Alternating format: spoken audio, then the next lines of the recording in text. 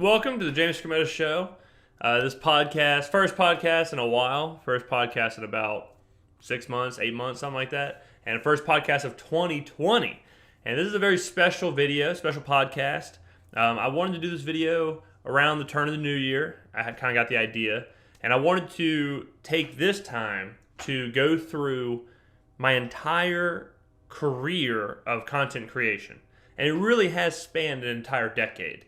And so I kind of want to go through that and be completely transparent on every single step of the way. And I've never done this. I've never laid out everything. And honestly, this entire story, probably maybe five people in the world know every single step of this and know all the background stuff and kind of how everything worked out. So if you've ever watched any video or listened to any podcast, I think this might be interesting for you to kind of see where all my stuff came from, and it'll be therapeutic for me to go back and look at every step in this, before preparing for this new decade and this new year of content creation. I've also done this video like 3 times because of technical difficulties, so hopefully this one works and everything's cool. I got a new mic, so hopefully it sounds better than previous podcasts, and we'll be using this mic going forward if there's not more technical difficulties, which if there are, then I'll be raising hell in Best Buy. So before the current time really begins, I think it's important to understand that for me, creating content or just creating in general has always been a part of my life and always been a hobby, if you will. And it sounds trite when people are like, oh, I've always done this. I did this when I was a little kid. But I really was. When I was a really small kid, me and my grandpa used to watch like football games, and we'd turn the volume all the way down, and we would commentate the game. And so I would be doing basically color commentary or play-by-play when I was 8, 9 years old.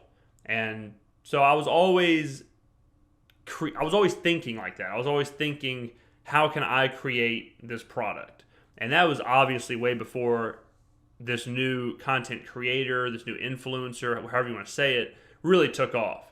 And if we flash, in high school, during pep rallies, I talked my teachers into letting me do this thing called high school game day, which was basically just college game day, but for that school. So me and a friend had this plastic table, mic, speakers, and we would do like key matchups. We'd preview the game, we'd do a score prediction, all that stuff. And that was really kind of the start. So that led to college.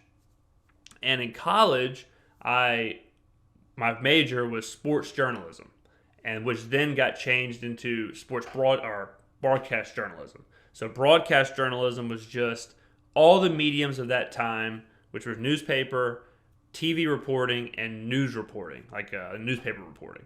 And this was around 2008, something like that. And to really kind of lay things out, my first podcast ever that I ever put out, a true podcast, was October 10th, 2011, after Game 6 of the World Series. That was the first one I ever did. It was on a MacBook. I used the MacBook built-in microphone. I was in my parents' garage, and I just ripped like 30 minutes on the game. And that was the first podcast ever. I had been blogging and stuff way before that. I used to use this thing called livejournal.com to blog back in the AIM days. And if you're too young to know what AIM was, it was like text messaging on the computer, where you and your friends would just get into random Sex in the City chat rooms, and it was really kind of weird. So now we're in college. Okay, now we're trying to study journalism and trying to figure out, everything people are trying to figure out in college. How to make a career out of this, how to make a life out of this, whatever.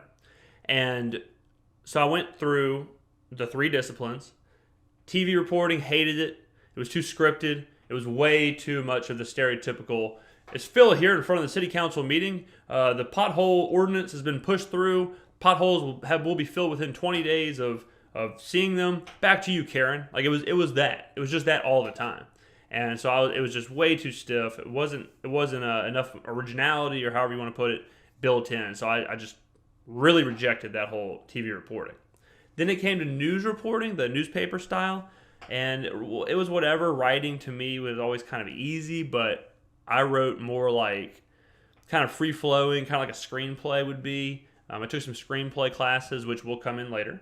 And really enjoy the screenplay side of it, the fiction, the novel kind of side, but the actual like reporting on the news, it was better than TV reporting, but not by much. So then we go to radio. And this is where it all happened. This was the match made in heaven. This was peanut butter and jelly, Nicole and OJ. This was it. This was the match.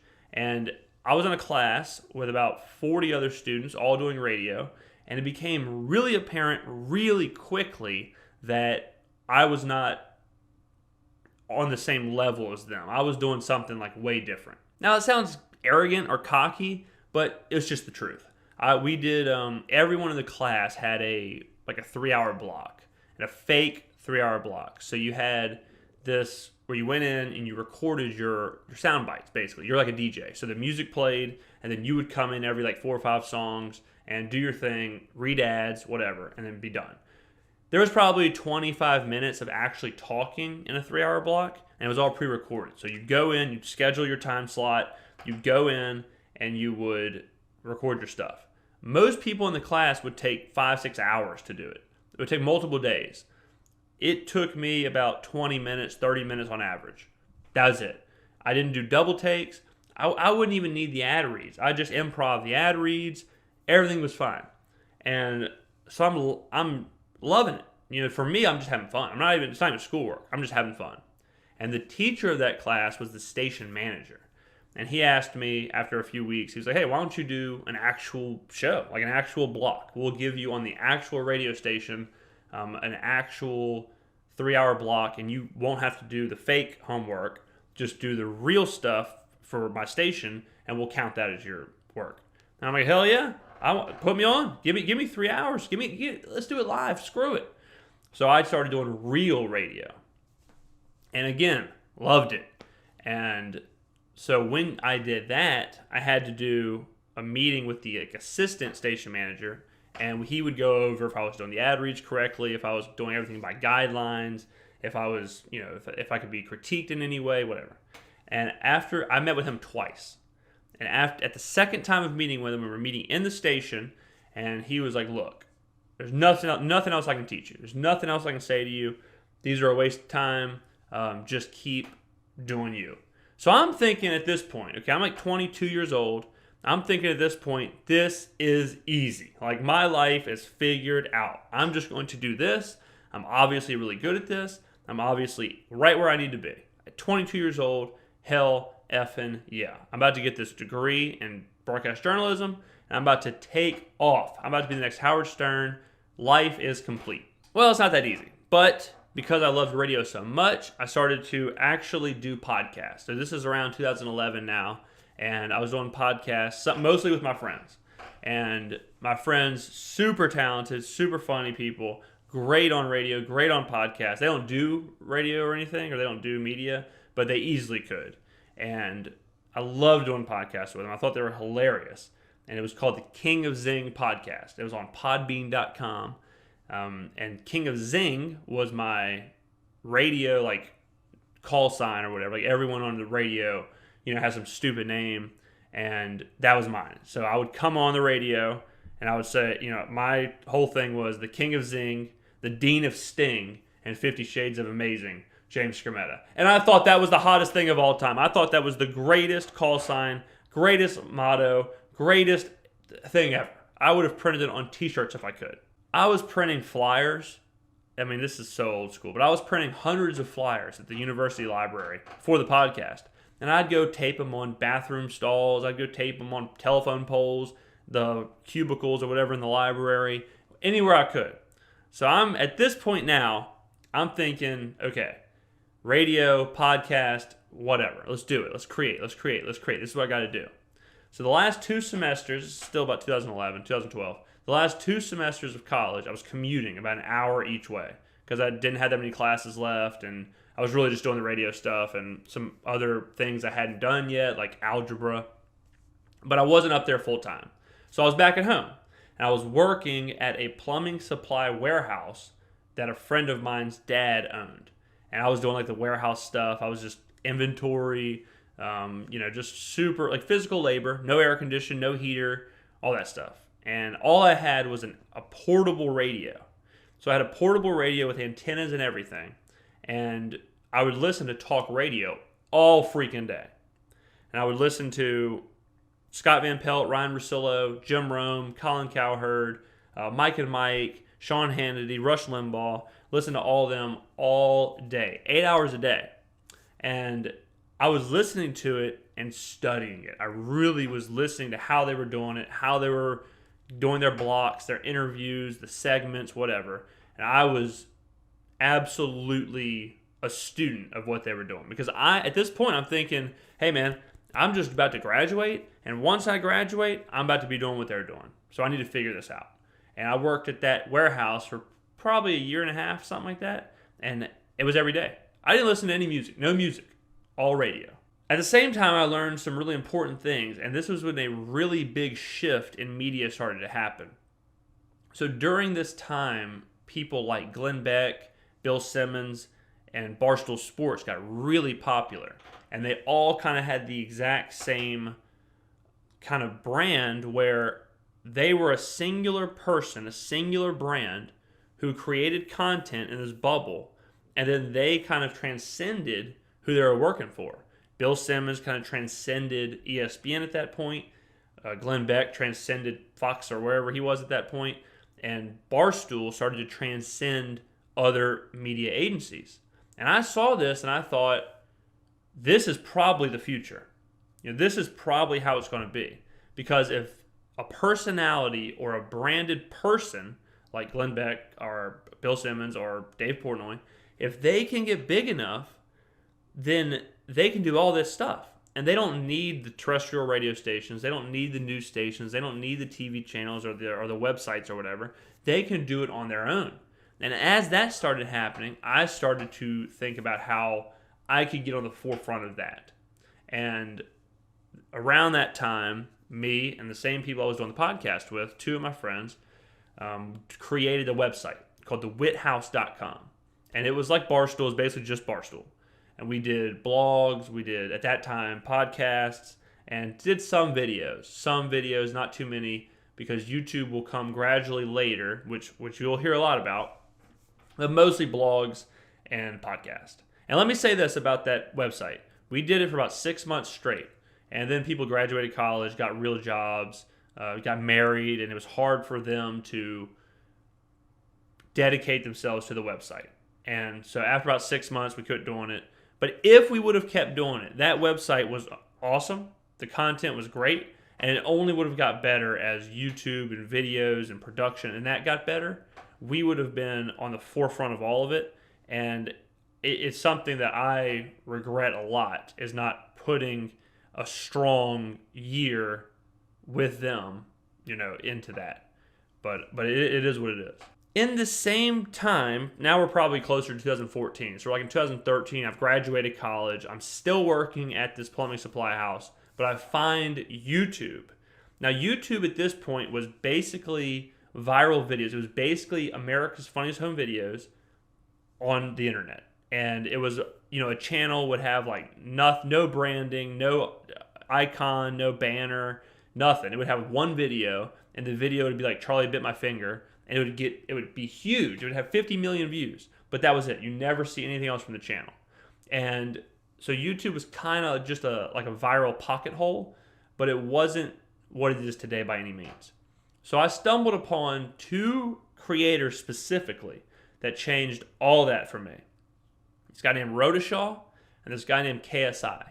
They were both teenage British YouTubers who played FIFA, soccer video game, and they would commentate on it. And the biggest thing they did that really changed the game was they produced episodic shows. So they would do like a series, like a every single day they'd do a series of shows. And they would do one video per day that kind of led into the next day. So they were basically putting out episodes. And this was the first time I'd ever seen this on YouTube. And it wasn't just the classic funny viral video. This was a production. And these guys were getting views. We're talking like 5-10 million a day. So I'm seeing this, okay? And I'm seeing, wait a minute. this 15, 16-year-old kid is playing this video game, doing a 5-10 minute video in his bedroom, getting 5-10 million viewers, which, if you don't realize, 5 million viewers a day is like, you're a top 5 TV show. I mean, you're a top 5. Like, you're the Big Bang show. What's it? Big Bang Theory? Big Bang Theory. Isn't that the show? I don't know why I got on that. I don't even watch the show. But if you are doing those kind of numbers, you aren't just like big in your own little world. You're big just as a whole. So I'm seeing these numbers come in, and at this point, I'm thinking, well, I hope I get on like the local radio or a TV, whatever. And the local radio, you're talking about like 5,000 people. 5 million is like First Take on ESPN. I mean, it's beating ESPN. If First Take on ESPN doesn't average anywhere near 5 million a day, and these kids are doing it with no production costs, no other people to pay, no assistants, no writers, no networks. They're like Oprah Winfrey. They're getting all the profit. They're getting all the money, and they're the brand. So now I'm thinking this is it. Now, to my credit, a lot of these things that I saw and set and doubled down on ended up being correct. And YouTube did eventually change to be like that, where channels branded themselves. They had icons, banners, theme, artwork, and they were themed. Like, channels put out a video a day or a video a week, and you knew what to expect. They became like TV channels. And YouTube became, instead of just a hub for funny videos, it became a provider for all of these creators. And this exploded. This is when YouTube really exploded. And so I said, I got to get involved in this. And this is around 2014, and I went and bought a video camera, bought all the software to do all this, and I said, I'm going to get in their world, and I'm going to try and do what they're doing and see if it works here. Because I had never heard of these guys. So I'm thinking, well, maybe this hasn't taken off yet. So I started to do FIFA YouTube. I started to do what they were doing. I would, put out episodic daily videos. I did it for probably about 2 years, and I did it maybe even a little bit longer. And I probably did 650 videos, something like that. And at one point, I did 430 straight days of videos. 430. So this is where a really big chapter of this whole content creation happened. Because at this point, I'm like shifting into a career, and I'm still trying to figure out how to do like radio. I'm still trying to figure out how to do the Whithouse stuff. I'm still trying to figure out all that. But I'm also testing the waters of YouTube and this like FIFA YouTube specifically.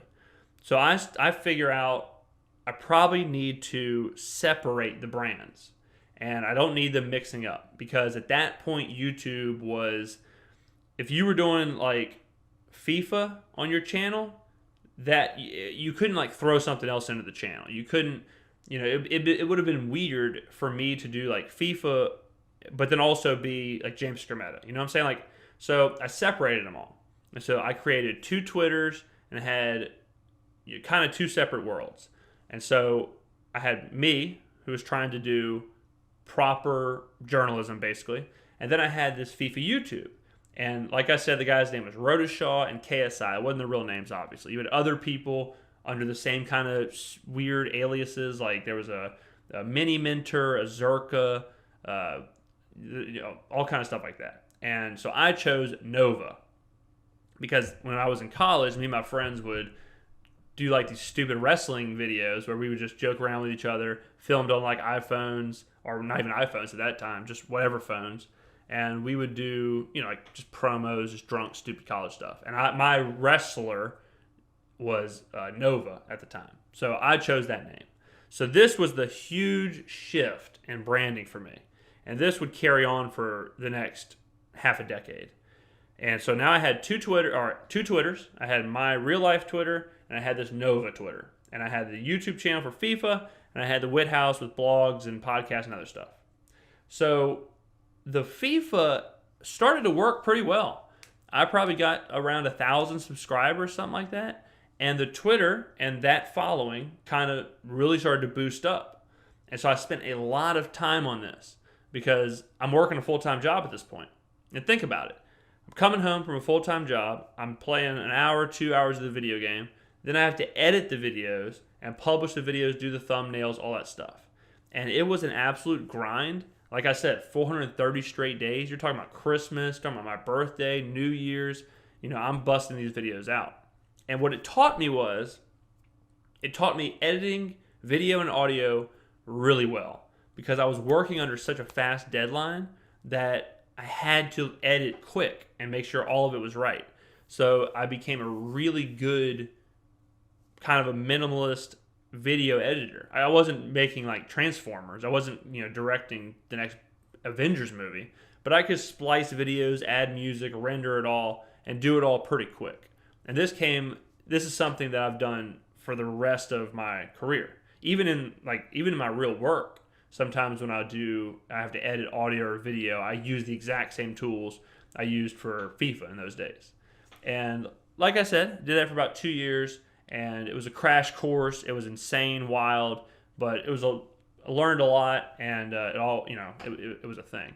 So during that, I got a job, my first proper real job, and it was at a newspaper, big newspaper, local newspaper, and a Pulitzer Prize-winning newspaper, and I was covering crime and breaking news. So I would cover like murders, car accidents, fires, and then anything breaking that someone else couldn't handle. So now it's even more split, right? Because now I'm James Skrmetta, the journalist, the newspaper reporter, and then Nova, the damn FIFA YouTuber. So I'm still pumping out FIFA content, and now I'm pumping out content at the newspaper. When I worked at the newspaper, I would work Saturdays alone. And I'm kind of trying to fly through all this because I don't want the video to be at 2 hours long. But I would work Saturdays alone and just waiting for something to happen, just making sure that if something happened on the weekend, I was there to cover it. And a lot of that time was me spent just sitting around. So I would listen to podcasts, or I would listen to music or whatever on YouTube. Or I would just work on stuff for my FIFA channel. I would just check Twitter or do whatever I had to do, check my analytics and all that stuff. And so I found Norm Macdonald. And I never watched SNL. I never watched Weekend Update growing up. And Norm had a video podcast. And I loved it. Still do love it. Still watch it now. It eventually moved to Netflix, and it was so damn funny. And I saw that and I thought, that is a good idea. I already do a podcast. And I already do YouTube. Why don't I just film my podcast, and that way I can also be on YouTube? So this started this idea of me putting now James Skrmetta on YouTube. So now I had two very distinct brands. So I had all my podcasts, all my Whithouse stuff, whatever, and I had this FIFA, YouTube, gaming kind of side of things.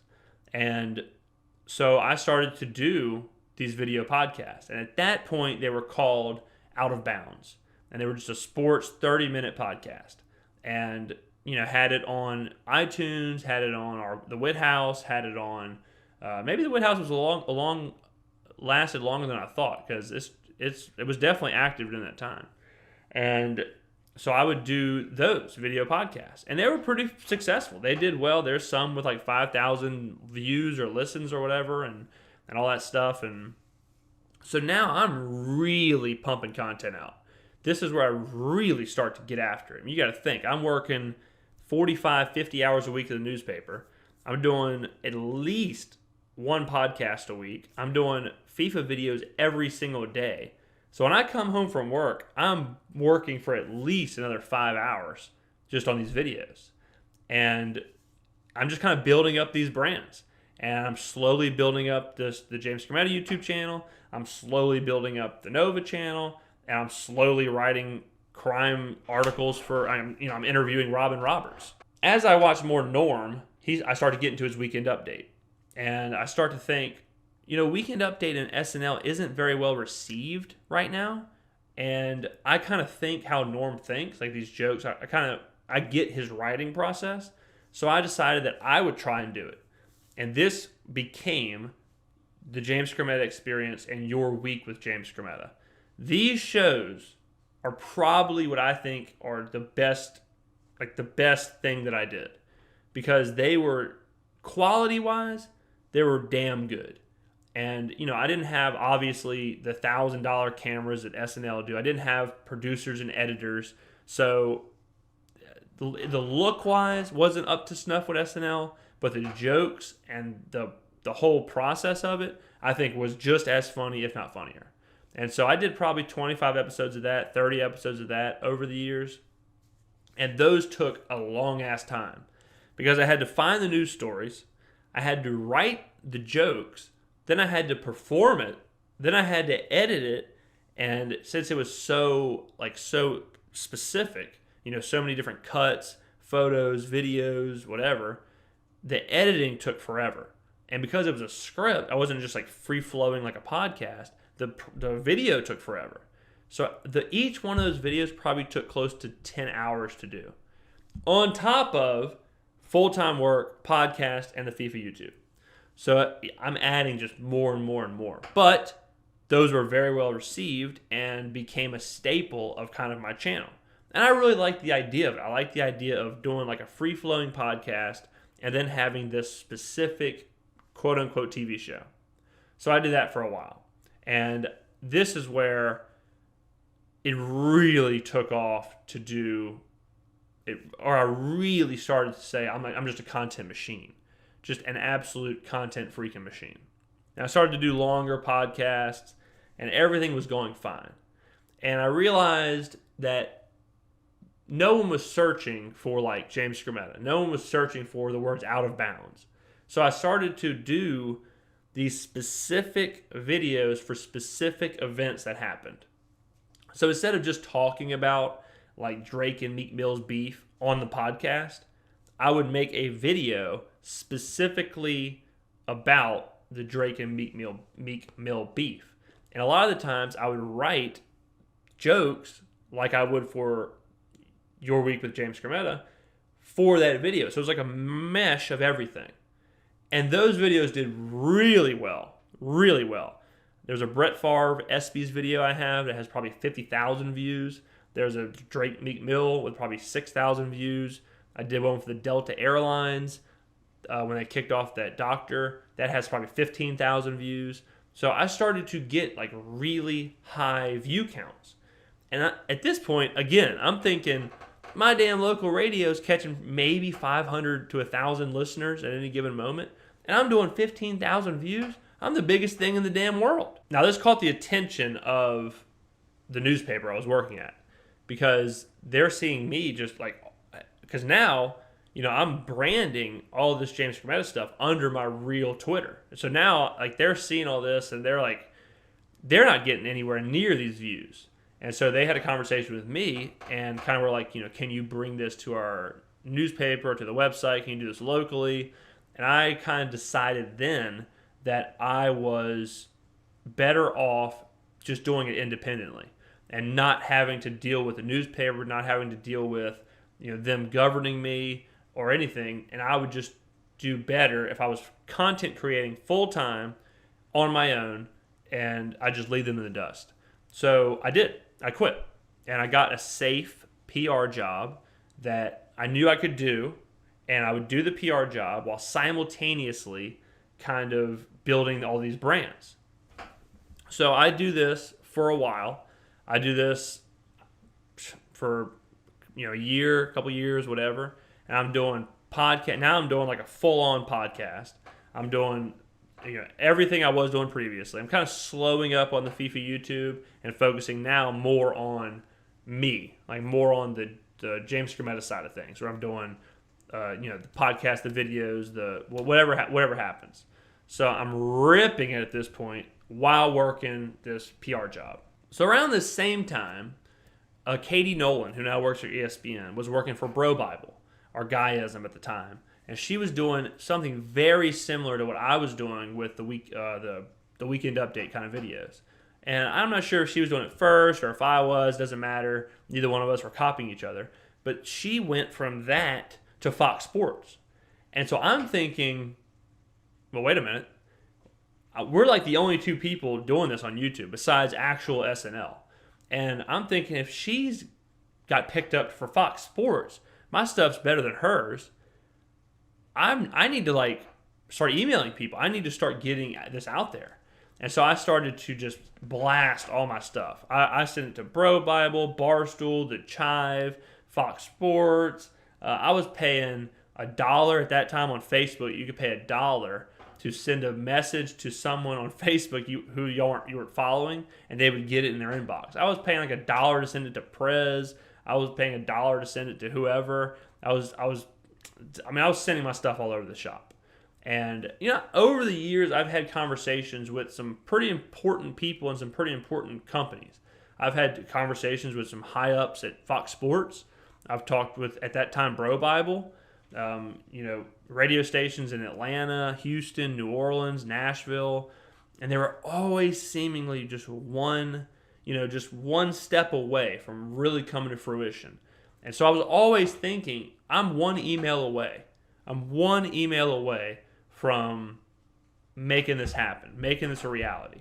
And I remember one time I spent probably $150, $200 on stamps, and I bought a bunch of manila envelopes, and I mailed my demo tape, a CD demo tape, and my cover letter resume to like 200 radio stations around the nation. And I got a few back, but I was just knocking on every single door I could knock on, and just was letting it rip. One thing I predicted was the compartmentalized channels on YouTube. Back then, YouTube was, you had one channel and that was it. You had one channel and you threw everything in there and that was it. And I thought that's kind of weird, because if I like, hypothetically, if I like horse racing and professional wrestling, it'd be weird to have a channel where I'm making horse racing and professional wrestling videos. Wouldn't it make sense to just have two channels, one for horse racing, one for professional wrestling? So you see this a lot now, where you see this compartmentalized of channels where people are obviously using the same audience to drive multiple things. Theo Vaughn is someone who I listen to a lot, and he has a podcast, which is awesome. He has a YouTube channel, which is just his podcast. Then he has another YouTube channel, which is the clips from his podcast. So just from his podcast alone, he's doing like 3 or 4 different things. And I started to realize that this just played back into the whole Bill Simmons, Glenn Beck thing, where if you have a person who people are following or people are listening to, whatever you do, those people are going to go with you. Whether it's a podcast, into a TV or a YouTube channel, into books, into a live podcast touring around, you see it all the time now. And this is something that I kind of predicted and started to try and do very early. So I was throwing shit at the wall on every one of these things, whether it was wrestling or sports or betting or whatever it was. And I was hoping that one would take off, and then if one took off, the rest would take off. But this also led me to like 6 times the work on top of real work. While I was working at my PR job, I found Twitch. This was another big chapter, and this is the most current chapter, really, of my content creation. And when I found Twitch, I realized the power of live streaming. So Twitch is a live streaming service. Back then, it was just video games. And you would just be playing games, and people would be watching you, and you'd be chatting with them. It was all live, and it was cool. And it was way less saturated than YouTube, and it was more direct, where people could like pay monthly fees to watch you, support you, and whatever. And so I was like, man, that would be awesome, because if I could do my podcasts live and my videos live, I wouldn't have to edit. And I'm working at this point, like I said, 100 hours a week, and most of it's editing. So I'm thinking, well, I can eliminate like half of my workload and just do more stuff. So I started to do Twitch, and I started to stream, and this was incredibly successful. Incredibly successful. This was close to like the radio, where I felt like a match made in heaven. And I started to get a lot of people watching. And on YouTube, if you got 50,000 viewers, yeah, it's a lot, but you don't know anything about those viewers. They're not directly liking your stuff. They're not directly interacting with you. They're just nameless, faceless people. On Twitch 20 people feels like a damn room full. You know, like 1,000 people, you might as well be the biggest person on the website. So I would get, on average, probably 20, 25 people watching. And then on big spikes, I'd get like 200 people watching. And I was making about $200 a month doing Twitch. And so I would work all day. I'd come home and I'd immediately stream until like 11 or midnight. And I did this for about a year and a half. And I was live streaming. Mostly at this point, like I said, it's all games. So I was just playing random games, talking to people, and it was doing very well. And unfortunately, because I was doing so much streaming and seeing so many results from it, I had to kind of back off of a lot of the YouTube. It was just too hard to do both. I didn't have enough time. I had that 8-hour chunk of work that was interrupting, everything. So I chose to just kind of go with streaming. Because at this point, I had been doing YouTube for, we're talking 5 years. And yeah, I was seeing views, but I wasn't seeing any money. I wasn't seeing anything like that. Whereas on Twitch, I would call that explosive growth. So I was like, look, I'm putting all my eggs in this basket. And lo and behold, Twitch is freaking huge now. So another thing that I was way ahead of, was Twitch. But this is where stuff got a little nuts. So, like I said, my schedule was a little packed. And this eventually led me to where everything just fell apart. Everything just fell apart for me. During this time, I bought a house. I was living on my own, and the schedule combined with just the pressure I was putting on myself and the amount of content that I was pushing out, everything else fell to where, like, I would wake up, I'd go to work at 8, I would work all day till 5, I'd come home at 5:30, I'm streaming till 11 or midnight. Not a lot of room for eating, working out, literally anything else. So I would eat like a bag of popcorn, a Hot Pocket, a pot pie, a frozen dinner, a can of soup, whatever I could eat in like 40 seconds. So my calories for the day were basically lunch, because I wasn't eating breakfast, and then a bag of pretzels.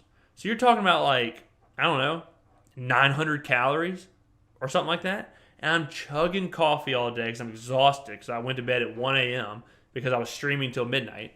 And then I'm waking up to go to work. It was awful. I lost like 30, 35 pounds. And I've always been kind of a skinny guy, like, just a lean person. Probably walk around around 165, 170. I dropped to like 140. And when you're not trying to lose weight and you lose 35, 30 pounds, you either have cancer or something really bad's happening. And I remember none of my clothes fit. And some of my friends at one point were even like, hey man, are you losing weight? Like, you were looking skinny. And that's when I noticed, like, I was just a skeleton. I was just so gaunt. I mean, my arms, I could I could do this and touch my fingers like around my arms. And I mean, it was so bad. And along with that, like, my sleeping schedule was awful. I was probably sleeping 4 or 5 hours a night. I wasn't eating anything good. I didn't even know what a damn salad was. I was just living in the world of Hot Pockets and soup and pretzels and Cheetos. And I wasn't drinking water. Everything was spiraling down. I'd worked out maybe twice in a year, because when the hell am I going to work out? So it was just brutal.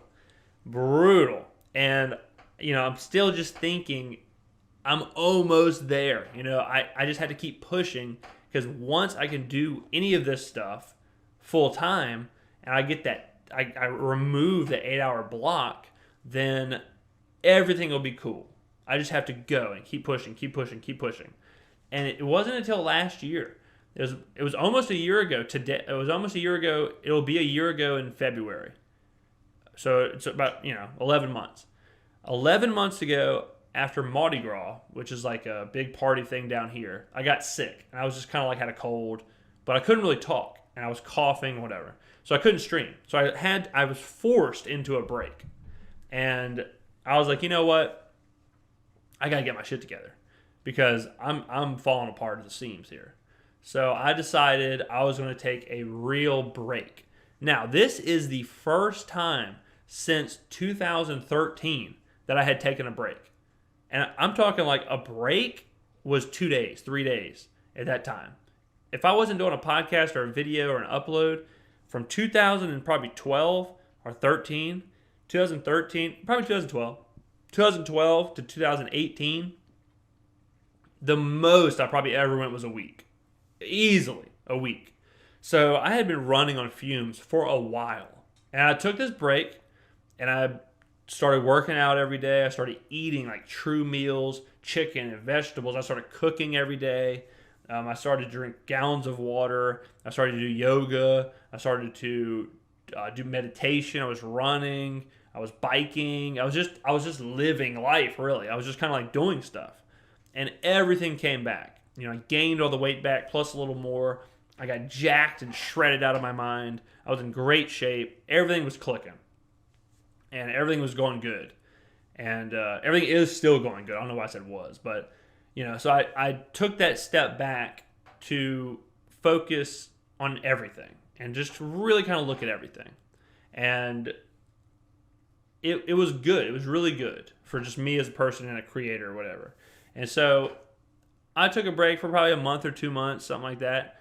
And once everything was straight in the real world with me, I kind of started to dip my toes back in creating, but nowhere near what I was doing. I was streaming at this point maybe only 3 days a week. I wasn't streaming past 10 p.m. I was getting at least 8 hours of sleep. I was working out. I was eating. I was finally putting some like checks and balances into my life. And this is when I started to like live stream podcasts and stuff. So I started to utilize Twitch to do stuff I was doing on YouTube. So I would live stream podcasts. These were awesome. Really enjoyed doing them. These were fun. I was doing little one-off videos, like when I hosted the Oscars and the Game of Thrones recaps, and people were enjoying these, and I was enjoying making them. And it was just way more chill. And it wasn't this push for I have to make a ton of content to eventually go to Barstool or to eventually go to ESPN. I'm doing this content as a hobby and a passion project. And if something happens, something happens, But I was just doing it to have fun. And those videos were fun. The Game of Thrones stuff was really enjoyable. I actually watched one before I made this video because I was just researching basically to do this. And those were really good. Like, they were really insightful, really good recaps. And I was enjoying watching them. They were funny. They had skits in them. And, you can kind of see everything I'd ever done go into the next phase of videos. The Oscar thing, I'm in my living room, but it does look like I'm on a stage kind of hosting an award show. I'm in a tux, in front of a green screen. Like, the fact that I could even put myself into the Oscars, edit all the videos of the crowd reacting, the sound or all that stuff. Like, it looks good for someone that did it in a spare bedroom and their living room, and the Oscar video, I actually did a video kind of breaking down how I did it. And that video was hard, but that video, all it was the James Skrmetta experience joke writing mixed in with the green screen effects of live streaming and the editing of all the other videos. So it's fun to see for me using all these skills to do these videos. And so, I was doing that and that was all good. And, and then I kind of was flirting with the idea of merging everything. And at this point, I still had the 2 Twitters, still had 6 YouTube channels or whatever. And I kind of thought, and this is something I should have done a long time ago, was I should have just been one brand the whole time. I should have just been me the entire time. Instead of having like a wrestling channel, it should have just been me talking about wrestling, instead, so that even if, like, I should have followed my own advice and just tried to sell me as the brand doing all these different things instead of trying to sell a bunch of different brands that all had me in common, right? So I changed my Twitter to now I have 2 like James Skrmetta Twitters, and I'm going to rebrand all my channels to just James Skrmetta on sports, James Skrmetta on wrestling, James Skrmetta on whatever, So that's something that's going to come out of this. So now I'll have one Twitter. Now I'll have, one kind of slate of things. And then while I was doing all that kind of stuff, I got a new job. And the new job has a long commute with it, like an hour commute. So that's really why I haven't made content in 6 to 8 months, because I've been so busy with just surviving the commute that it took me a while to figure out what my schedule is, what it even looks like, all that stuff. And, even through every phase, even through every year and whatever's happening, whether it's Twitch or YouTube or blogging or, 22 years of age to 30 years of age. Well, I still, if I'm not creating, if I'm not doing something, I feel like I'm not utilizing the talents that I think I have. And sometimes it's weird because sometimes you're like, maybe you shouldn't be doing, maybe you shouldn't be creating this stuff, But it's weird because you get this like incredible support from strangers a lot of the time. Like 90% of encouragement and support and whatever are from strangers when you're creating content. Like the people watching my YouTube videos, I don't know who the hell those are. I don't have 50,000 friends. The people on Twitch, people paying to watch me monthly. I don't know any of them personally. I know them now because I spent hours and hours with them in chat on Twitch, and I do consider a lot of them friends. But then like you interact with your real life friends, and it's just a weird dichotomy of you have all these people believing in you, but you're not even really sure who they are. I have so many comments on YouTube. They're like, man, I don't know how you don't have 1 million subscribers. Or there will be like a 5-star review on iTunes. That's like, this is better than any radio show I have in my hometown. And you hear that kind of stuff, and then you talk to people at Fox Sports or wherever. I was emailing a guy on Fox Sports, a big time higher up at Fox Sports, and he's telling me, look, I love what you're doing. I love your skill set. Maybe we can work something out. So I'm thinking to myself, there's something here, damn it. So I have to do myself justice and keep creating. No, if I just go dark, nobody's coming knocking on my door, and then I'm not doing something I've done since I was a little kid. So my plan, and plans are great until they aren't. When I told you about the Twitch thing, it was funny because that January, before I started doing Twitch, I had made a podcast similar to this, where I was just kind of talking about the future of the channels, kind of what we had done, moving forward. And I said I was going to make more content that year than I'd ever made in my life. And a guy I knew talked to me at the end of the year, and he was like, man, I can't believe, you kind of gave up on it, because he was like, I thought you were going to make a ton of content.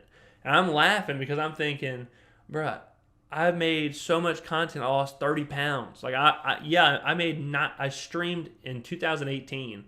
I streamed 900 hours on Twitch. 900 hours on top of working a 40-hour-a-week job, on top of doing YouTube stuff. Like, to some people, a plan, like if I told you I'll do a podcast every Monday and Wednesday, and then it just works out that I make one every Tuesday, Thursday. If you're looking for it every Monday, Wednesday, you're thinking, man, this guy's just a liar.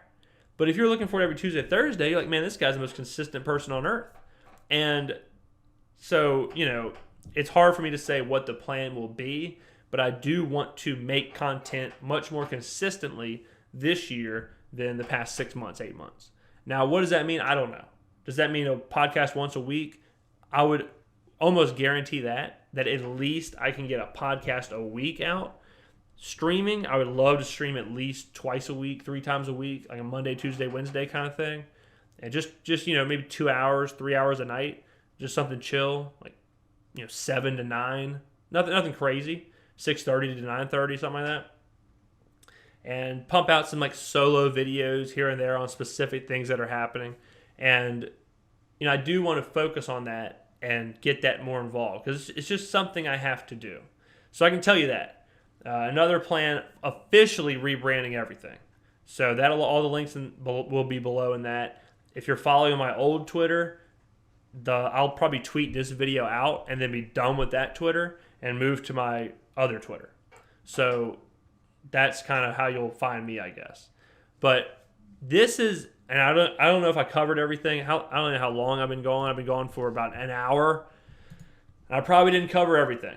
I probably didn't. But it was just a really interesting look because, like I said, I bet there's people watching this video who are my best friends in the whole world, who I talk to every single day, who have, one, no clue what Twitch is, and two, had no clue I'd ever been on Twitch, right? And here I am streaming for 900 freaking hours.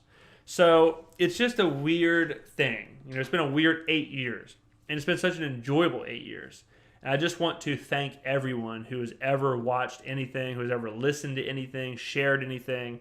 You cannot imagine how good it makes me feel whenever I see people and they come up to me. I haven't talked to them in years. I don't even have their number. And they'll come up to me and they'll be like, man, I listen to your podcast every week. And it's like, man, that's so crazy. I love that. It just makes me feel so good. It makes me kind of double down on my thoughts and my ideas. And I mean, these are people who like I said, I haven't seen in 5 years. And they're like, I'm not going to say his name, but one of my cousins was telling me that a friend of his was like, hey, why isn't James doing his podcast on YouTube anymore? I listened to it every single night when I was eating dinner. And he never told me that. Like, I never knew that. I don't have this guy's number. I don't know him very well. But every night, I'm in his kitchen. He's relying on me to do this content. And I'm thinking, well, shit, I'm on Twitch. And it's kind of unfair to people that there's like this double life thing going on where, I can't it's just how it all worked out was weird in some ways and whatever, but it is what it is. And it was a crazy journey, and it's been a fun journey for sure. And I've loved it, and it's something that I think I'll always do.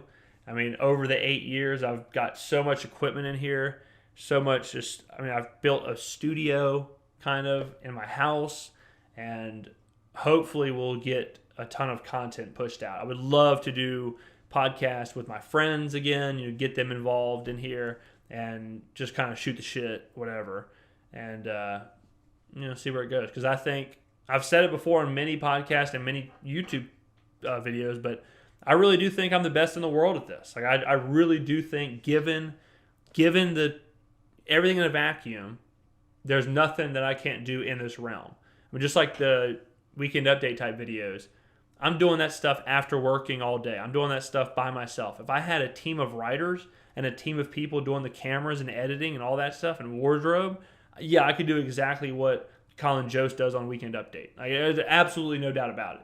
If I had someone that just did the cameras and the technical side of it, because I'm not very good at the technical, mechanical stuff, like cameras and all that, Photoshop, I'm not really great at that. If I had someone just to do that, oh man, possibilities are endless. But that's another video for another day. But thank you so much again. If you made it to the end of this video, wow, unbelievable. But I almost didn't make it to the end of this video. It's been a crazy conversation. I mean, it's super. It's something I never thought that people would really know is the whole story up until now. If you enjoy this video, please let me know.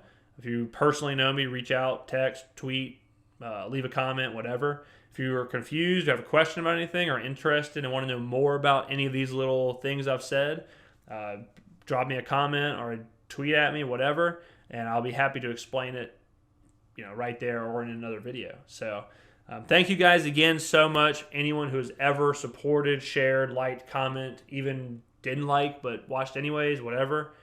Thank you so much. I really do appreciate it. Here's to a fantastic 2020 and hopefully a fantastic decade of more content creation.